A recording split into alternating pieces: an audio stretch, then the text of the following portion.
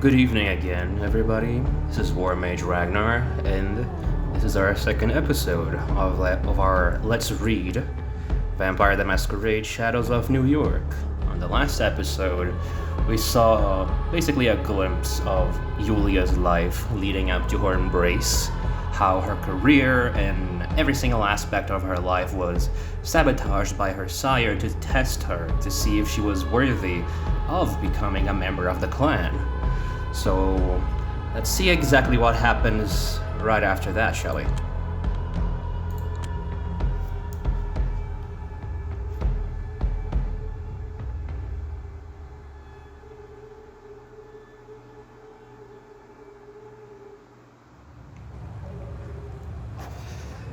Once again, I find myself in Big Beat Burger. Familiar surroundings, faces I recognize. Mood, same as it ever was. Still, I process it in an entirely different way. It all frustrates me now. Or more precisely, it makes me frustrated with myself. It's like I'm clinging to the remnants of a cocoon I've outgrown. Ugh. Aha, now this is an interesting outfit change. If you remember, in the previous episode, she was pretty much the whole time wearing that kind of ill-fitting suit to make herself look all professional and stuff, and she even commented herself that she looked more like a child cosplaying as an adult. And well, becoming a vampire will allow you a bit more freedom with your fashion choices. And can I say, I adore everything about this outfit. Go Queen! It's the same with these cigarettes. I don't need them anymore. So why do I keep holding on to them? Fucking hell. It's like I refuse to accept that I'm something better than I used to be. A vampire. Just 2 nights ago, I met Karen. She embraced me. By which I mean, turned me into a kindred. She calls herself my sire, and me, her child. I imagine all of you already know what those things mean, but for the sake of clarity, the embrace. How a vampire turns their human prey into a fellow vampire for whatever reason. Like most things, the details are a bit more gruesome than whatever romanticized images Hollywood has shoved down everybody's throats over the years. Unless you think total ensanguination followed by the replacement of your vital bodily fluids by someone else's sounds romantic. You'd be surprised. Kindred, a term of fellowship among vampires, thought to have been coined after an anarch uprising of some sort, but the Camarilla doesn't talk much about that. Also, don't use kindred when you're talking among Sabbat. They don't like it. Use Cainite. Sire, the one who made you a bloodsucker. A vampire's name for a parent. Mine was Karen. What's gonna happen? Nah, I'll get to that later. Child. With an E at the end, very important. What a sire calls his or her vampire progeny when they're being naughty.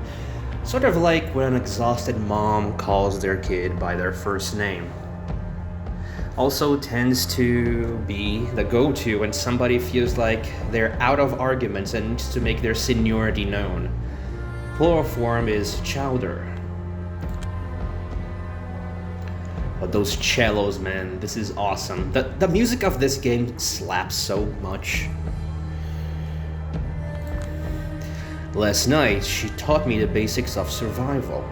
Drinking blood, manipulating humans, bending steel, controlling shadows. Yep, those are the traditional disciplines of Clan La Sombra.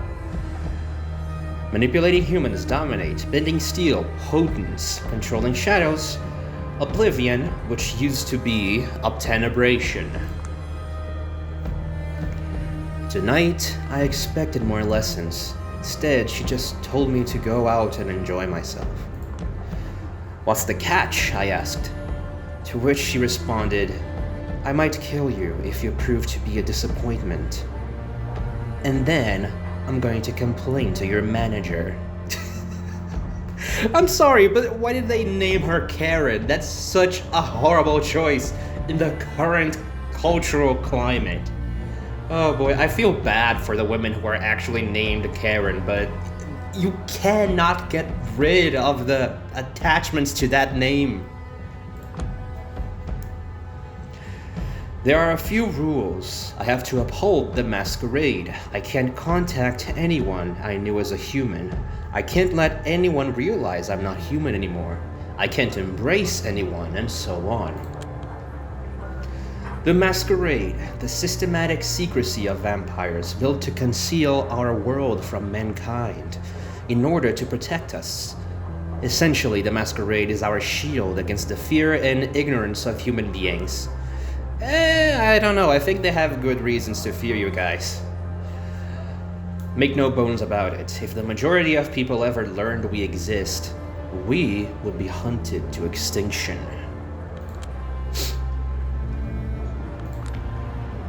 Otherwise, I'm free to do whatever I want. But for some reason, the first thing I did was come back here. Old habits die hard. Karen is probably watching me from somewhere even now. The way I understand it, tomorrow night she is supposed to introduce me to the Camarilla, a local society of vampires. The Camarilla. The big boys and girls and non-binary pals in town. The largest vampire sect I know of, plays well with mortals, or rather, plays mortals like a fiddle. Manipulative and rigid in structure, almost feudal, really. There's some prince involved, no joke. Heavily invested in maintaining the Masquerade in other so-called traditions, which helps with the two previous points. Turns out they are the ones who have been systematically ruining my life lately. All a part of some secret evaluation that I barely passed. Just imagining the reach they have makes me dizzy. After they destroyed the old me that I barely cared about, Karen rebuilt me anew. On one hand, her test left some scars that will take some time to heal. On the other hand, maybe I should just be grateful? I'm snapped out of my thoughts by a sudden scream. Some douchebag yelling about his french fries not being salty enough. I think this is my cue to leave. Permanently. Goodbye, BBB. I hope I never see you again. I like the effects on the eyes. They look kind of reflective and glowing when the person in question is a vampire.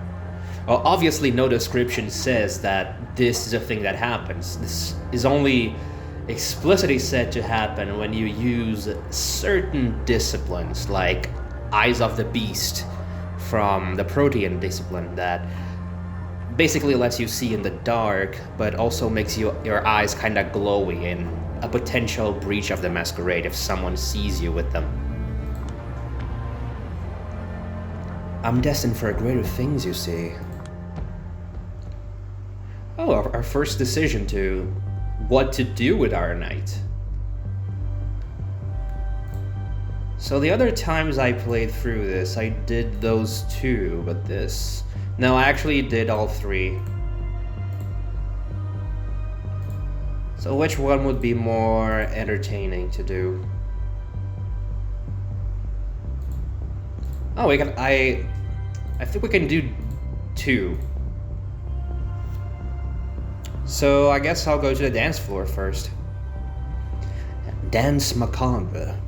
Time to swing a little more on the devil's dance floor. The club beckons.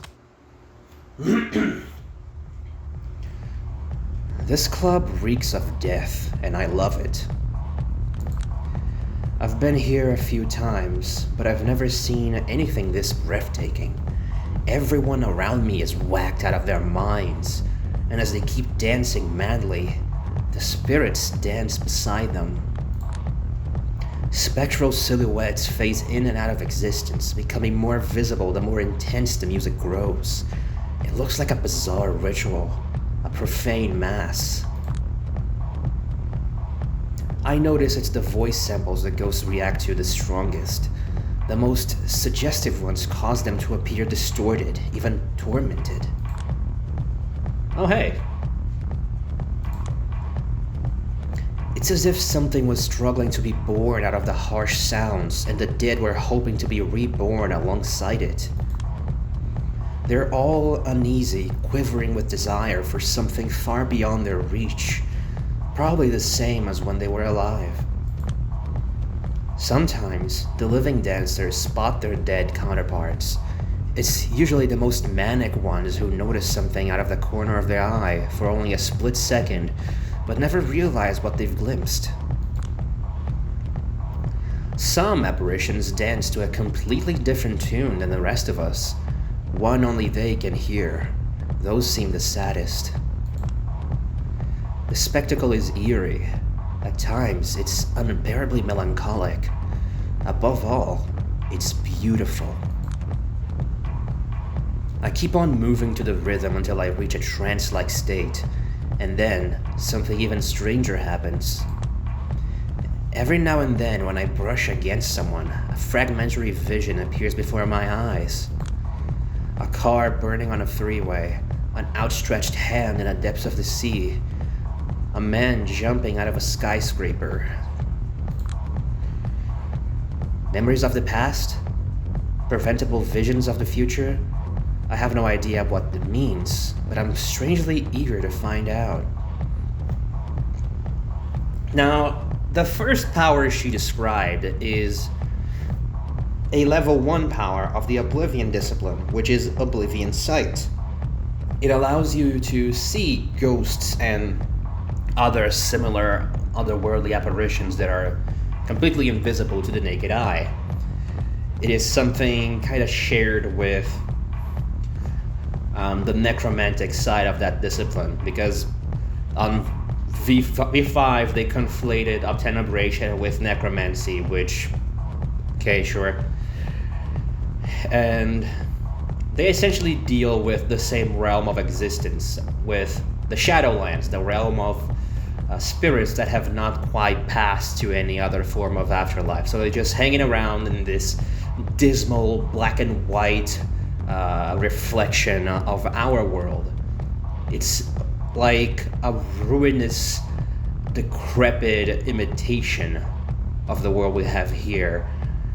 And yeah, what you can see on the dance floor is the spirits kind of trying to essentially experience something that reminds them of life through the dance floor. And some of them dancing to a different tune is because on their side of the veil, there's a different song playing. They need to feed on pathos, on this emotional energy to keep themselves from fading away completely into oblivion, total non-existence, and that's something to be avoided.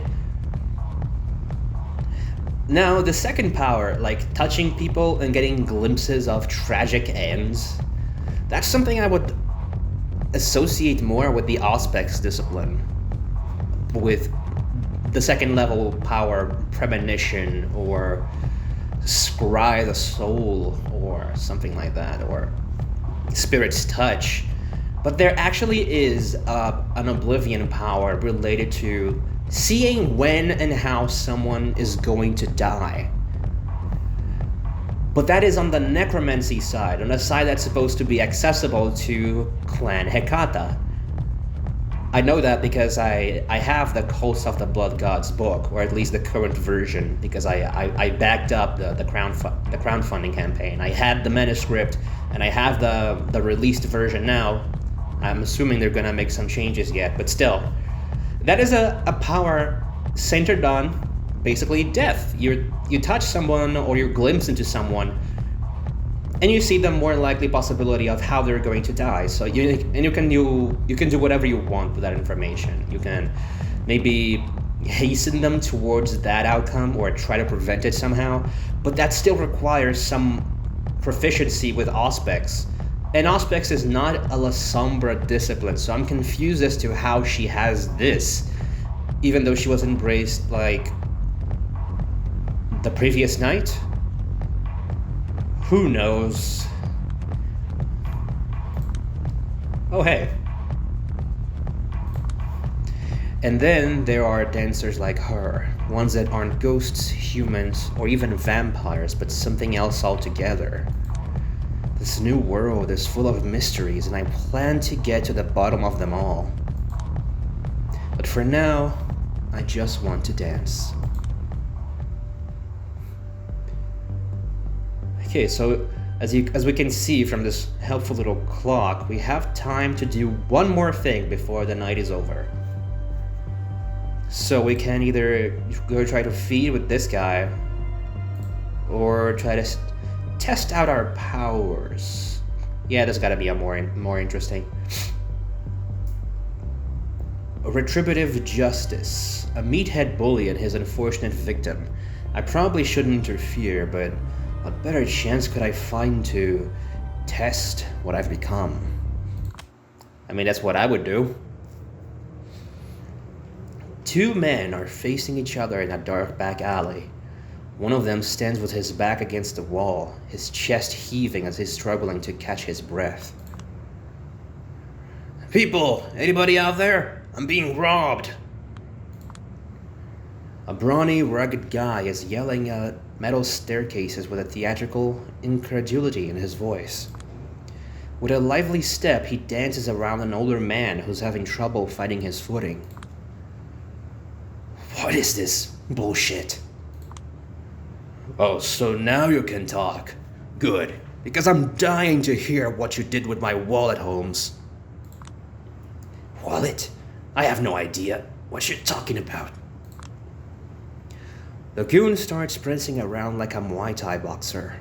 He's smiling, but his eyes send a clear message. You're cornered, buddy. Don't even try to pull a fast one on me. Come on, homeboy.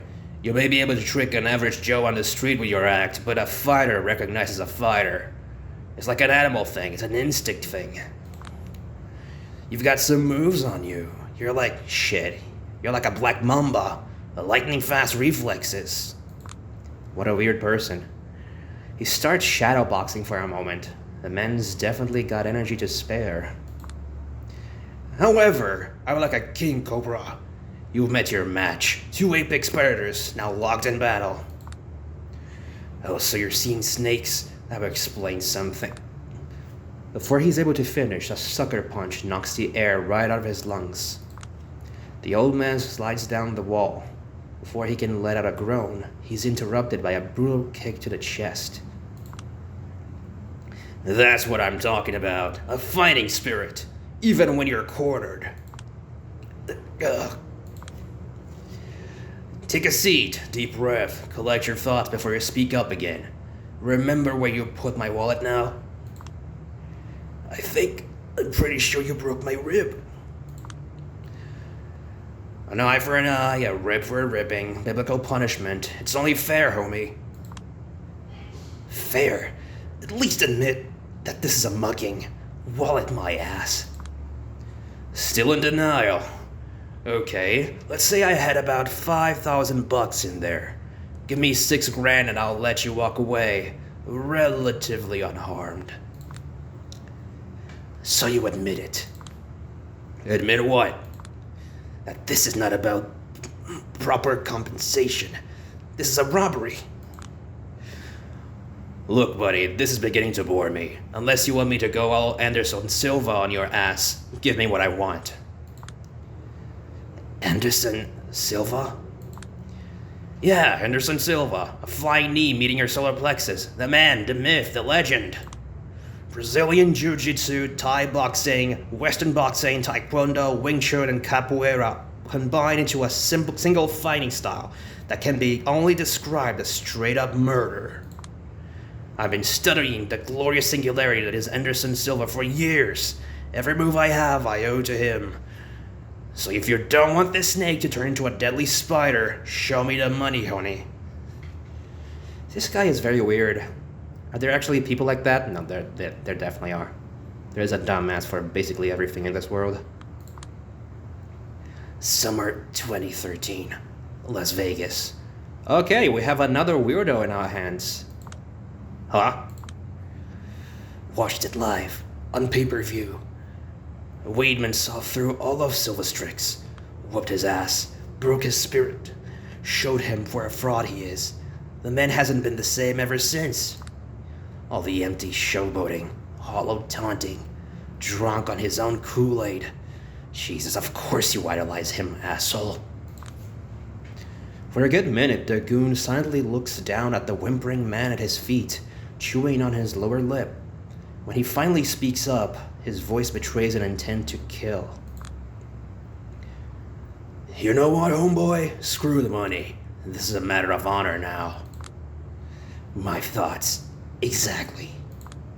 Ha! He raised his fist. We've got ourselves a mixed martial arts expert here, huh? For your own sake, I hope you can back that talk with some self-defense skills, homie.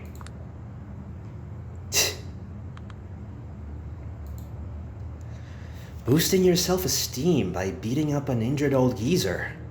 God damn, you're pathetic. He jumps at the sound of my voice, turns my way in the blink of an eye, and immediately assumes a combat stance. His reflexes are sharp. Looks like he has at least this much to back up all that bravado. Wannabe Anderson Silva's face betrays utter confusion upon seeing me. He's got no idea how I managed to sneak up on him. I don't blame him. I wouldn't be able to explain it myself. It felt like I became one with the darkness, my pure consciousness traversing a dusky dreamscape, jumping from one shadow to another as if they were different trains of thought. Okay, so she was embraced yesterday, but she has a level 5 Oblivion power, which is just merging into one shadow and emerging from another shadow somewhere else. Cool. Even if I made a goddamn Ancilla on the character creation for the tabletop, I wouldn't be able to get that. Not even if I played with the same character for 2 real-life years would I get there. The goddamn drip feed of XP that the book suggests. Anyway. I think of some experiences I've had with psychedelics. Every blink an adventure. I was outside of this alley. Blink. I was above this alley. Blink. Now, I'm in front of this guy. And he pisses me off. The older man slumps down. Looks like he was trying his best to keep it together and gave up once the cavalry arrived. The goon regains his composure and barks at me in an overly gruff way. The hell are you sneaking around here for, Chica? Move along. This is between men. Not anymore. His fists turn towards me. I'm serious, and an equal opportunity ass kicker. What a fucking douchebag. I respond to the threat with the brightest, most innocent, virginal smile I can put on. So, you're into shadowboxing, huh? Oh, the choice of words. Something comes over me. I can feel the darkness embracing me, whispering sweet nothings in my ear, pumping me up for what's to come. Okay, so those are some fancy moves here. Okay, I'll keep it simple. I want to kick his ass. I don't want to risk making a fool of myself. Reverse elbow. Might as well give this a try. Oh, here come the cellos. Before he manages to respond, my elbow crashes against his face. A few bloody teeth land on the ground. I know what he's thinking. I should have blocked it. And he absolutely should have. But instead, he just flailed his arms helplessly, as if he suddenly found himself in front of an oncoming train, a primal expression of fear that suddenly and completely took him over. I don't know how I look right now, but judging by his expression, my best guess is like the gaping maw of some primordial beast. I follow up the surprise attack with another punch to the solar plexus, or at least my nearest estimate.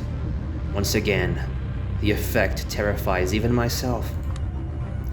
Looks like my hunch was correct and I hit the right spot. He falls to the floor, whining like a wounded animal, tears streaming down his face. I let him collect himself a bit, and then grab him by his chin. Learn how to choose your battles, homeboy. Let me go! Let me... For Christ's sake, just let me go! I kick him in the direction of the alley entrance. He staggers off, quickly disappearing from my sight. I check on his victim. Looks like he's conscious. Wow. You whooped his ass, girl. But hasn't noticed anything out of order. Good. I was getting worried I might have overdone it a bit.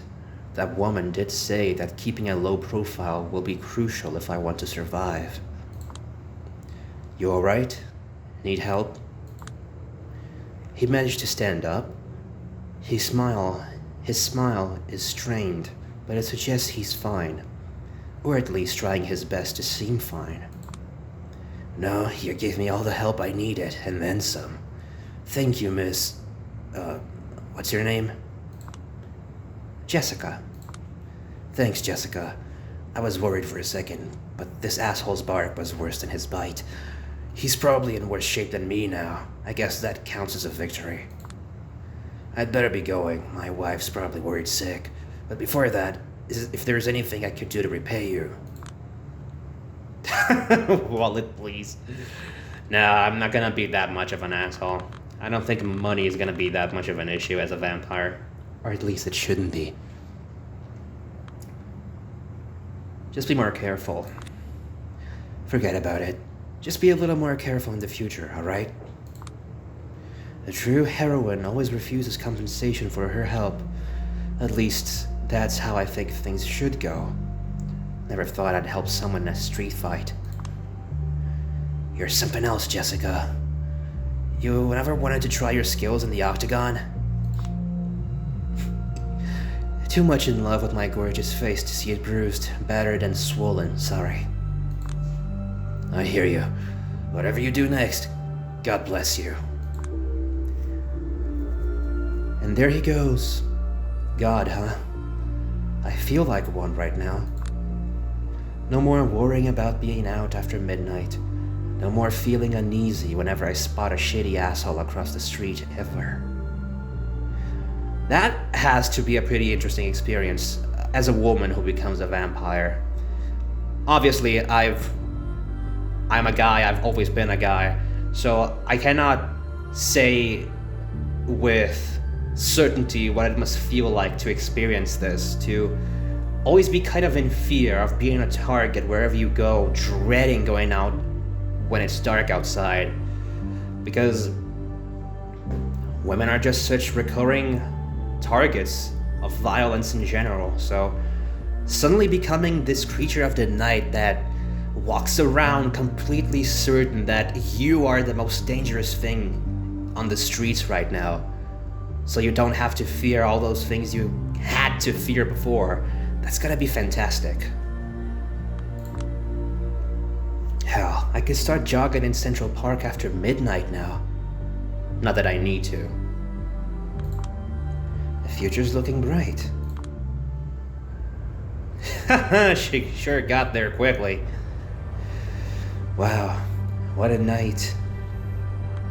It sure is not a broody vampire franchise unless you've got a ledge high above the landscape to dangle from and just look down like a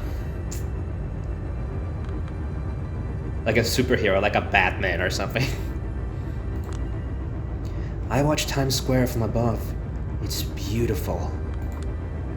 Never thought this place could make me emotional, to be honest.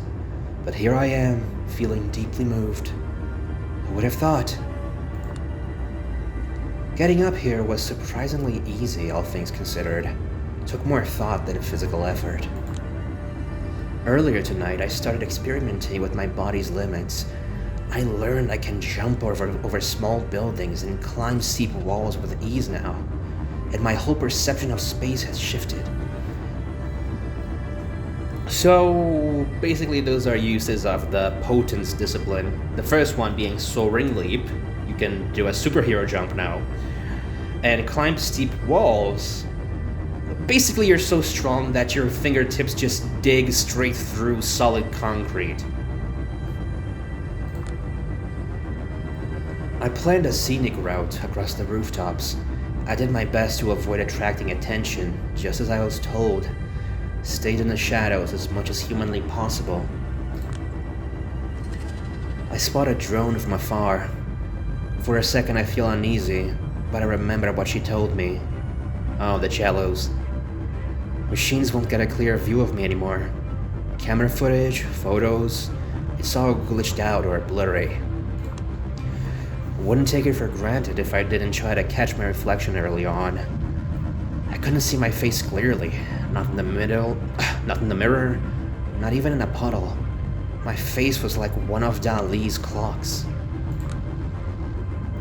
She told me to keep a low profile regardless. Someone might take note and track you down. She didn't care to elaborate, but it didn't sound encouraging. Suddenly, it hits me that I might never be able to see my own face again. I won't even be able to take care of my own looks by myself. And what about the long-term psychological effects? A knot of anxiety tightened in my stomach. Jesus, this is probably just the tip of the iceberg.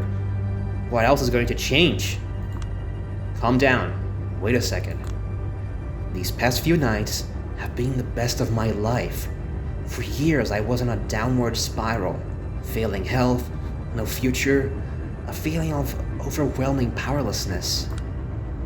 Now, everything has been flipped upside down. A total paradigm shift. A bad ending is no longer the only option. Is that a little jab at coteries? I'm actually looking forward to tomorrow. I forgot how that feels. Where it used to stand at mere seconds to midnight, a doomsday clock has been effectively turned off. A cold breeze brushes my cheek. As stupid as it sounds, I choose to read it as the world telling me to chin up.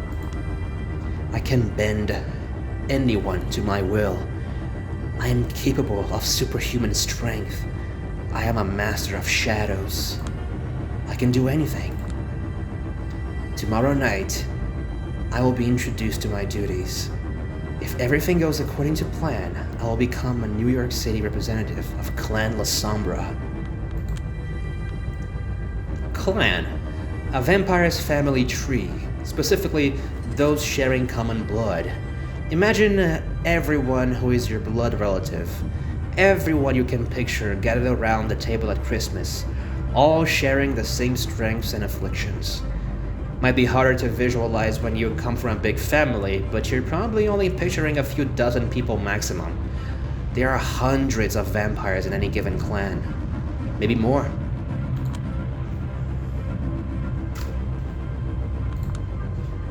Whoever they are, whatever that means, I have no idea what to expect. But tonight is tonight. I'm free. All my worries from a month ago feel like they belong to someone else. Finally, things are looking up.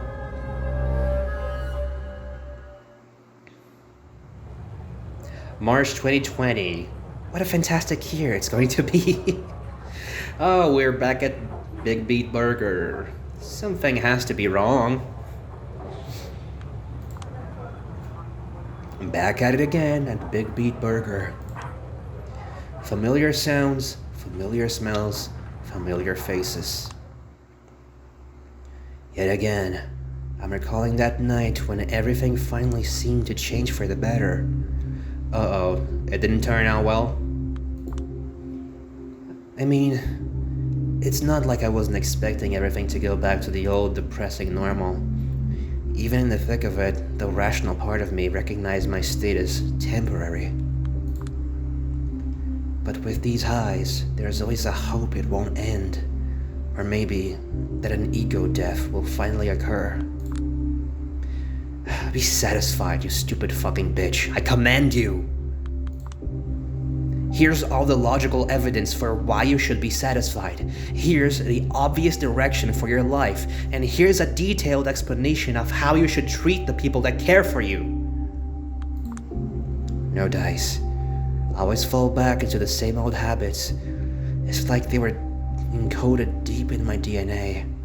The aimlessness, the powerlessness, the spiritual exhaustion. These damn fast food trips.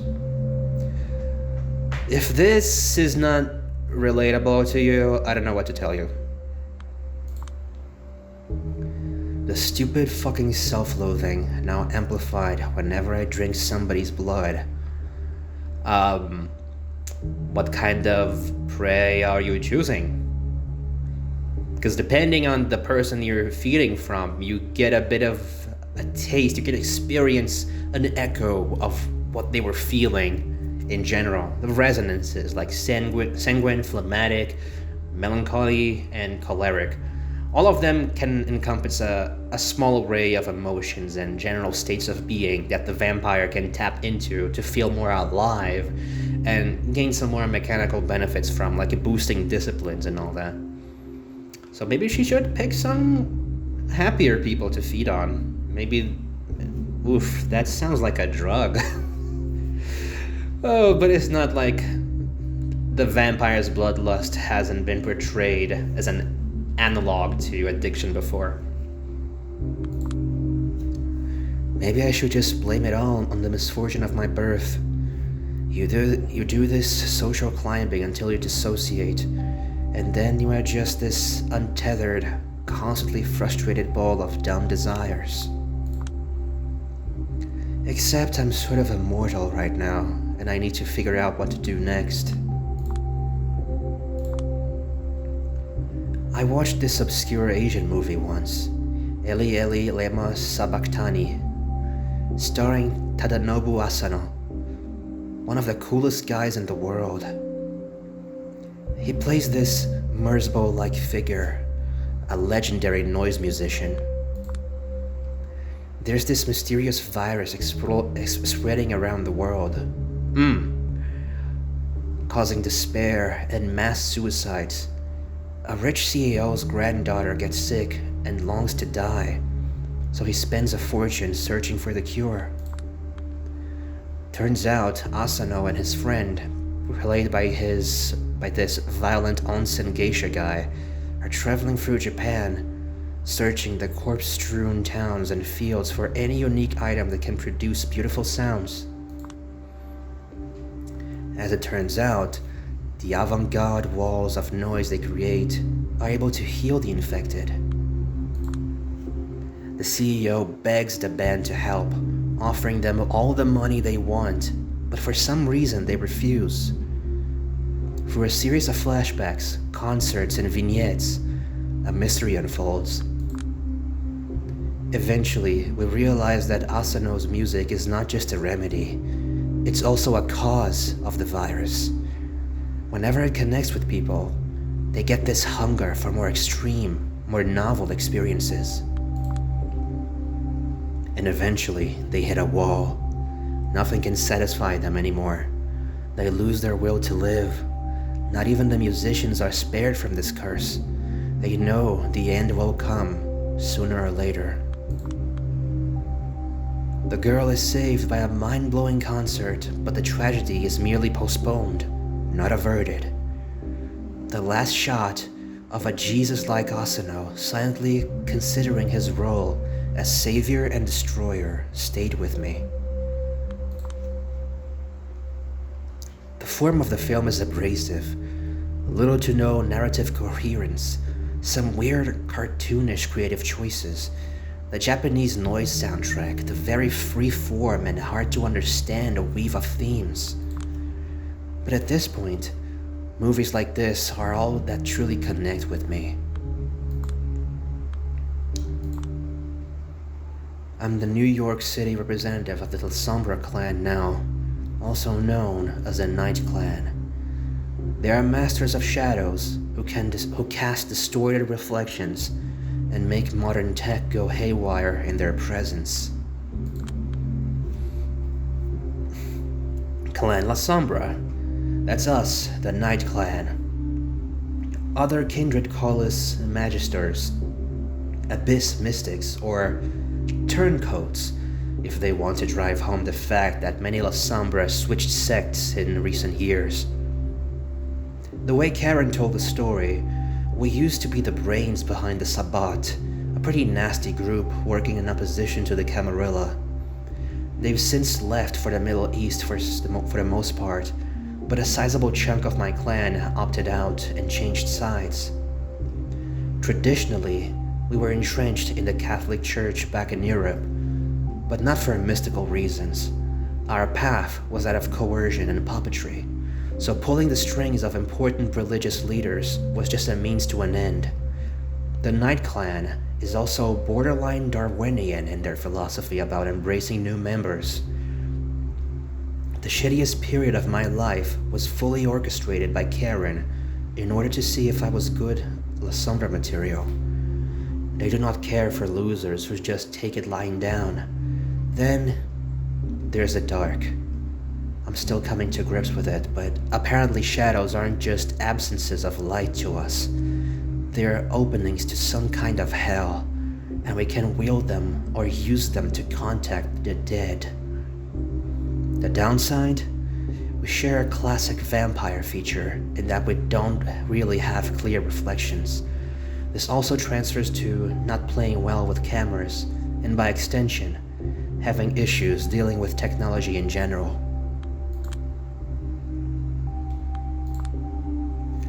Last year, a few months before I was embraced, the La Sombra had joined with the Camarilla, the biggest and most traditional sect in the vampire world. Sect, a group of vampires tied not by lineage, but by ideology. The two most notable examples are the Anarchs and the Camarilla.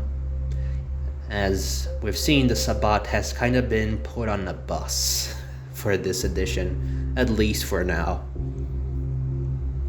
Unsurprisingly, these two are also in direct opposition and drifting further apart all the time.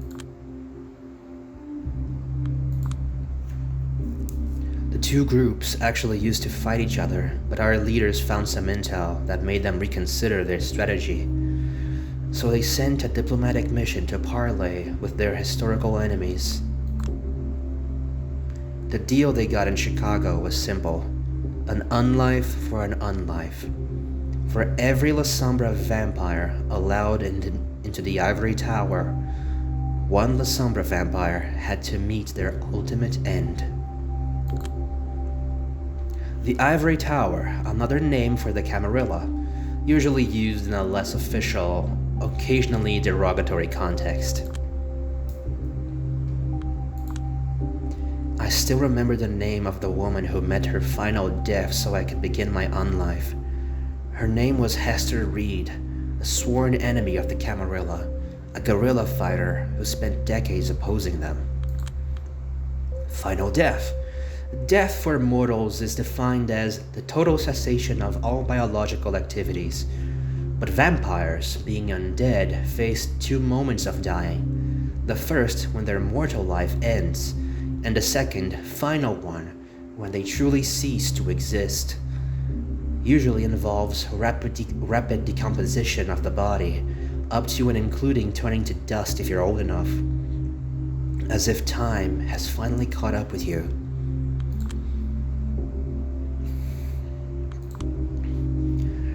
She was someone with far better principles than mine, from what I've gathered. Well, whoever she was, her execution by my sire served to convince the NYC elites to give us La Sombra a chance. Then, they set out to look for a mutually agreed upon candidate who'd become a clan's rep in the city. My sire searched for someone who gave the impression she was more than she appeared. The local court was looking for someone they could walk all over. After long negotiations, They decided I was a good compromise. Court. The kindred hierarchy of rule. Basically feudalism by another name. You have a prince at the top, primogen beneath him or her, a sheriff who also answers to the prince, and so on. Matters are handled at secret sanctuaries called Elysiums. Note, this structure applies at a city level. Beyond that, the Camarilla's organization gets absurdly Byzantine.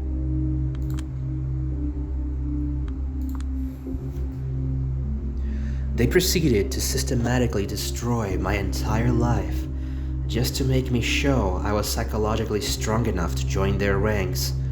The turncoat special, they called it. Somehow, I succeeded. And it eventually led me right back to where I started.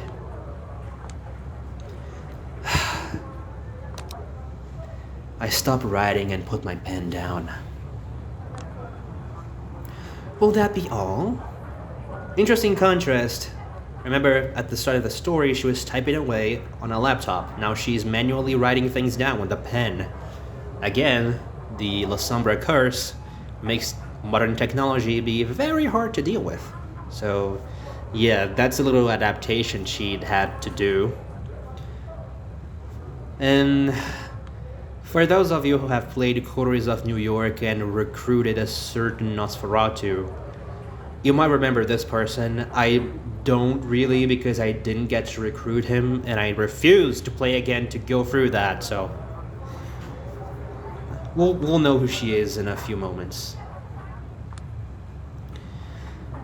Yes, Miss Duval, I hope you enjoy your stay in London. Oh, I very much doubt I will. Just like every cultured person, I think the only good Englishman is a dead Englishman.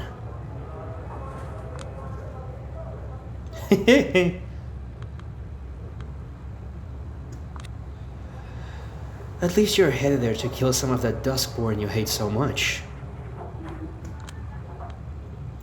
Thinbloods.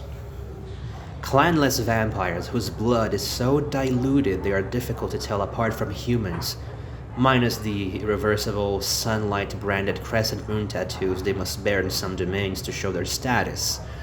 Oof. Thinbloods have been subject to decades of pogroms, prejudice, and discrimination, but despite that, their numbers are currently growing.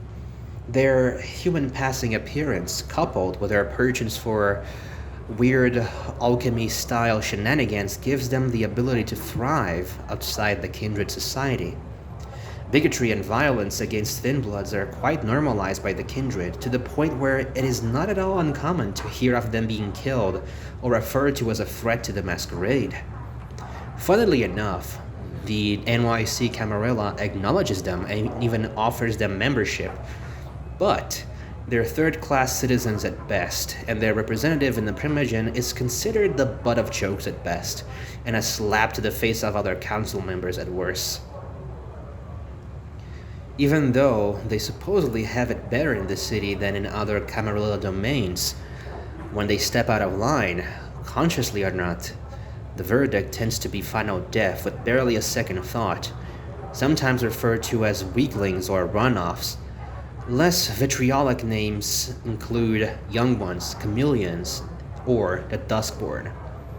So in the very off chance that you don't know this, or need a reminder, vampires have generations. The closer in generations you are to the original vampire, the more potent your blood is, the higher the ceiling of your power is.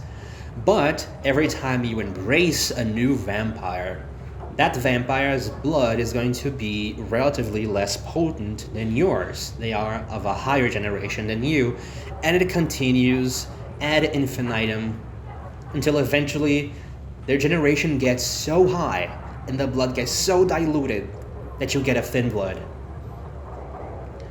It's something I have mixed feelings about in this lore because it makes it so that vampire society as a whole kinda has an expiration date.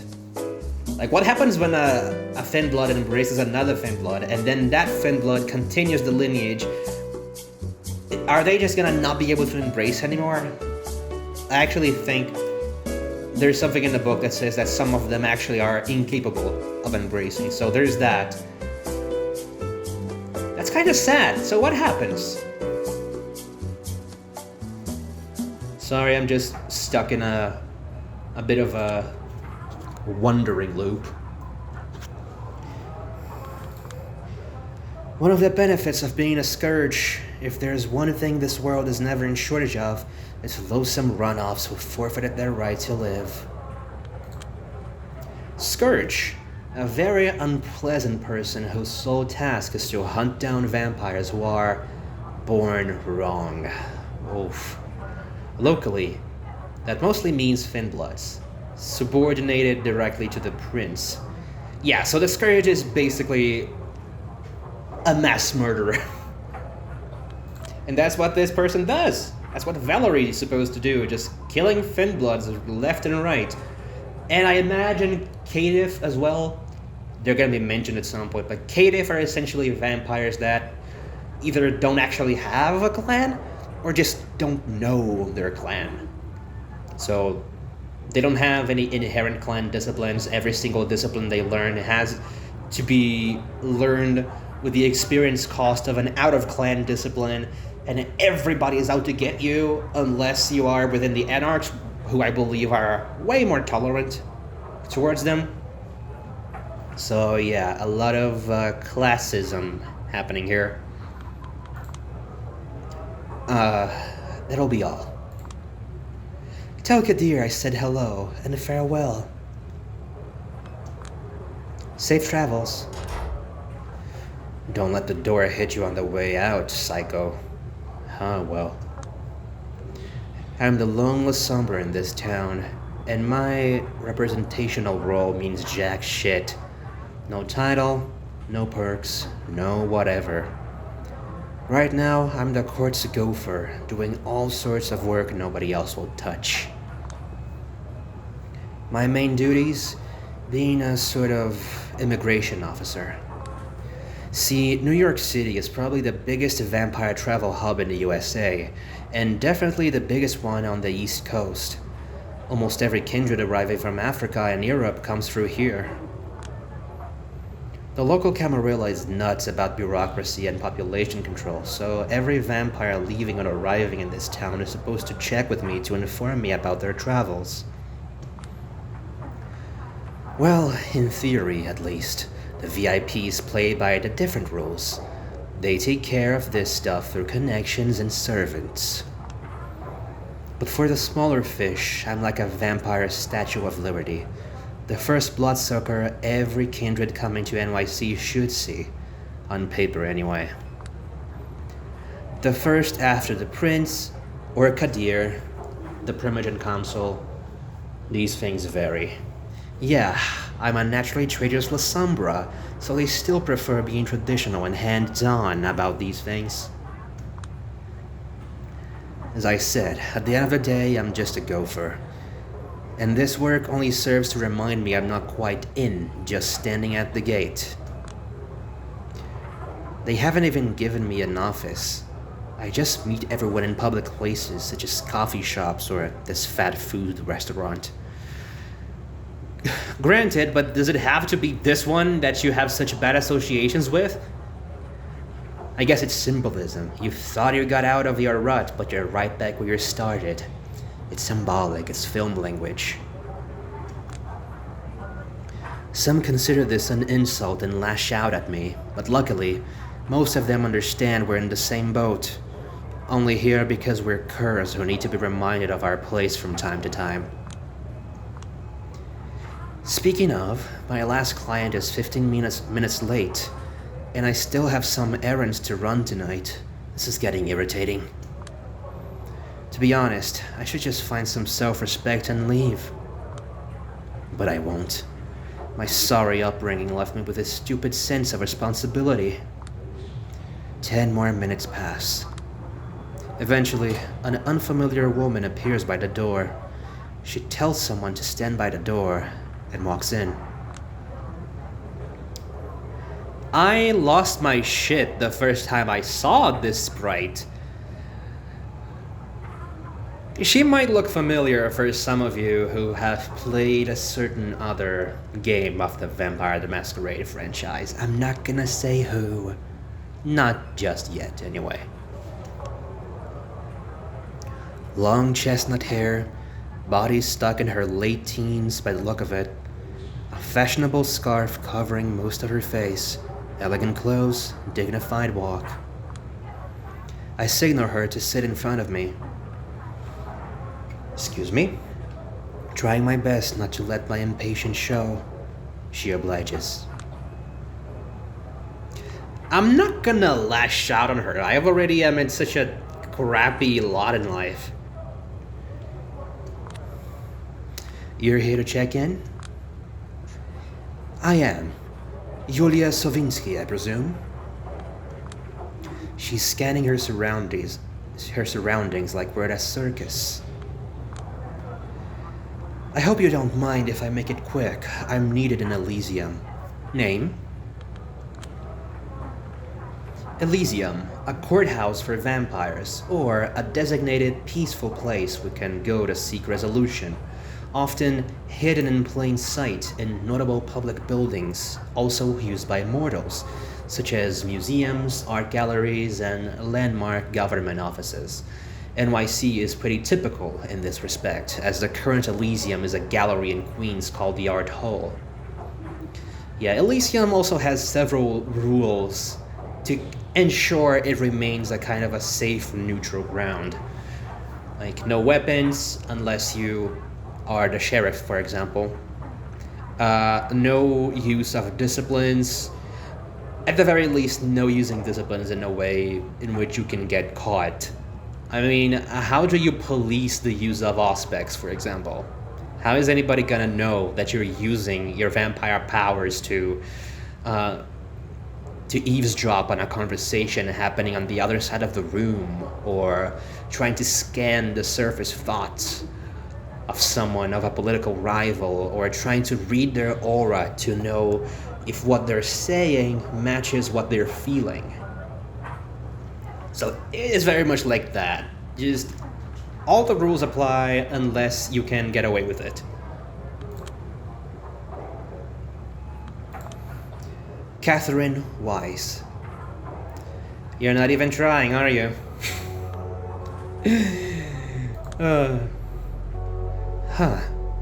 I swear I've heard that name before.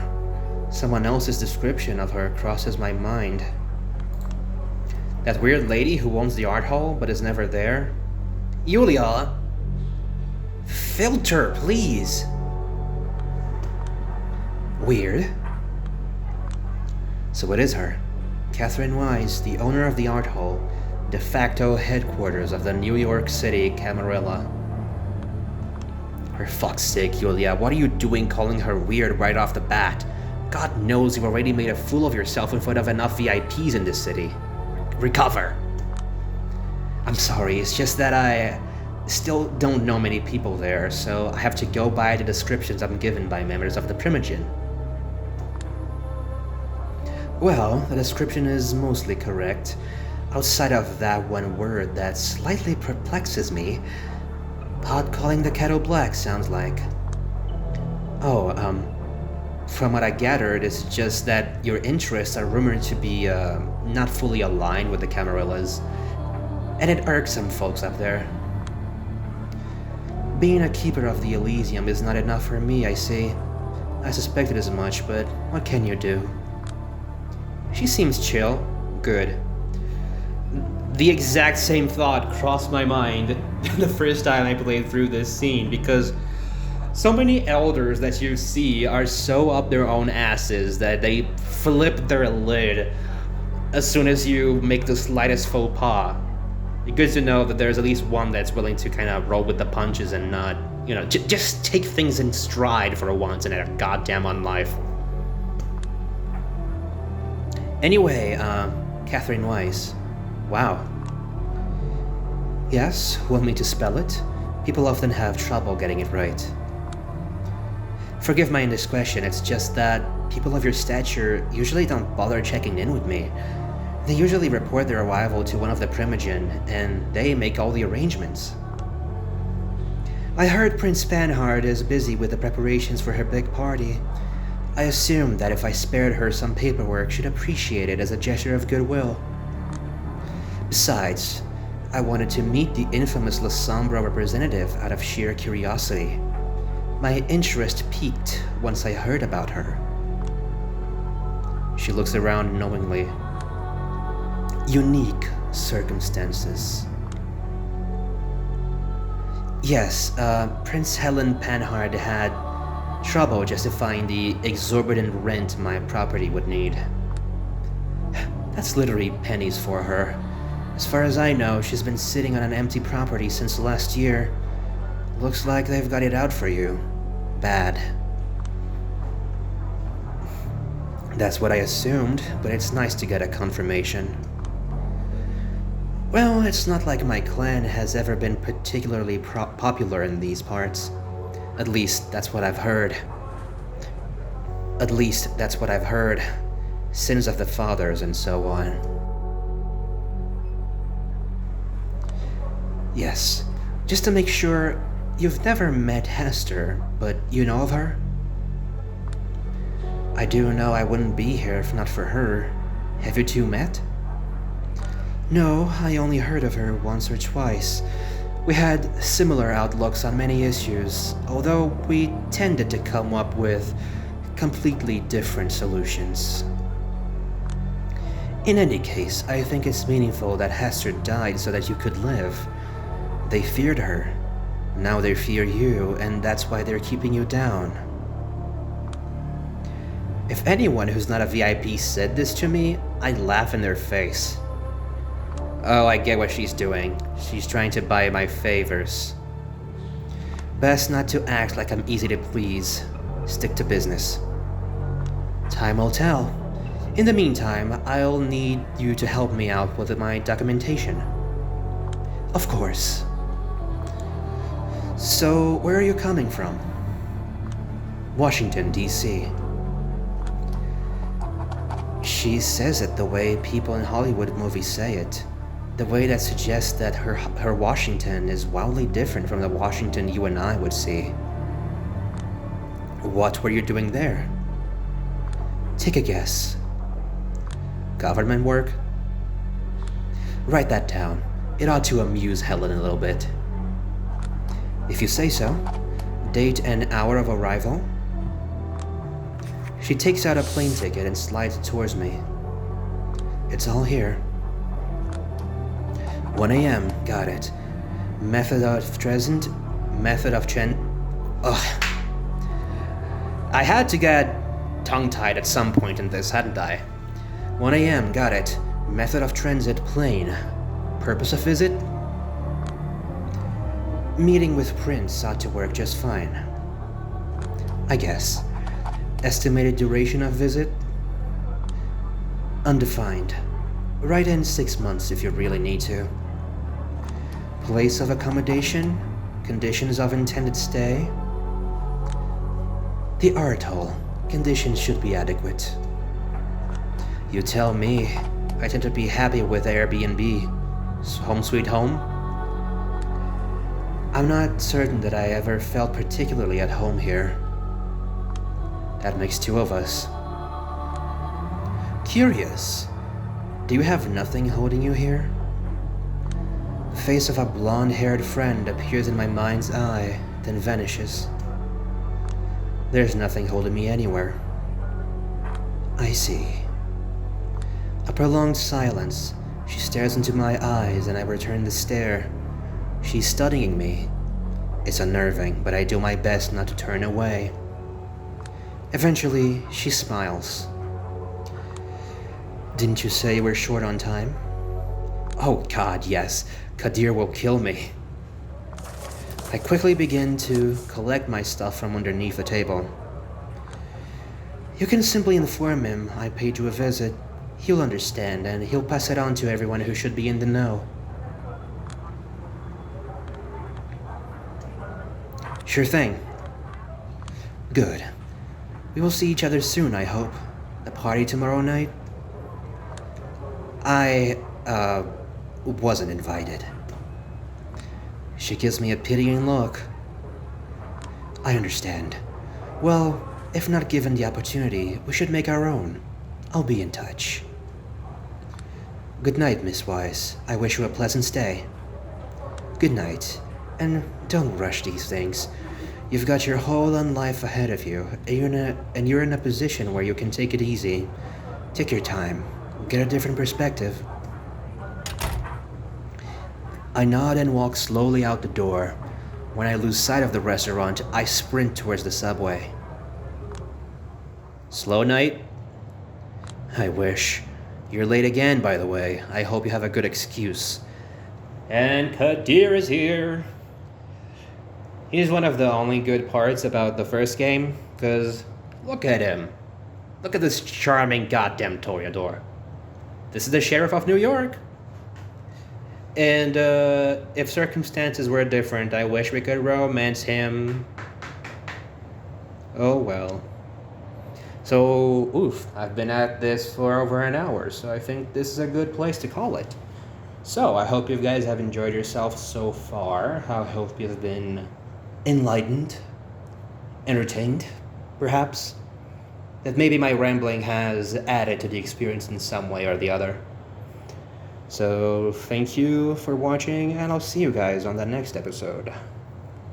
Good night.